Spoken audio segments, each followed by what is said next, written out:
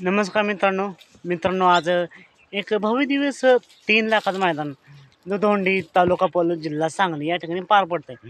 या मैदानात आपल्या सर्वांचे लाडके विठ्ठलना बोतकर यांचा तेजा पाहण्यासाठी सकाळी दाखल झाला होता आणि तेजाचा पायरा देखील एक टॉपचा पायरा होता, ज्याला मोठ्या मैदानाचा मोठा असं म्हणून ओळखलं जातं असा रायफल 81 आणि तेजा हे गटपासून सेमीसाठी पात्र झाले. त्यानंतर आले सेमीची वेळ. तर मित्रांनो ही गाडी सेमी 5 तास मग 4 लागली होती आणि याच सेमीमध्ये लखन आणि चिक्याची गाडी लागली होती. छत्रपती संभाजीनगर एक्सप्रेस आणि लखन.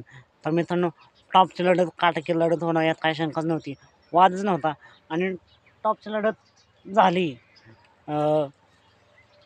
पण मित्रांनो तेजाची आणि रायफलची सुट्टी चांगली झाली होती. लखन आणि चिक्यातसुद्धा सुट्टी चांगली झाली होती. तेजाच्या आणि रायफलच्या गाडीला देखील स्पीड चांगलं लागलं होतं. पण मित्रांनो लखन आणि चिक्याच्या गाडीला निकालावरती जबरदस्त असा वेग लागला होता. तुफान गाडी पळाली आणि त्यामुळेच तेजाच्या आणि रायफलच्या गाडीवर थोडंसं स्पीड कमी झाला म्हणावं लागेल निकालावरती आणि त्यामुळेच तेजाच्या आणि रायफलची हार झाली. असं मित्रांनो खेळ म्हणल्यावर कोणीतरी जिंकणार कोणीतरी हारणार. लखन आणि चिक्याची गाडी चांगलीच पळाली, त्यामुळे सेमी पास झाली आणि रायफल आणि तेजाची गाडी देखील चांगली पळाली.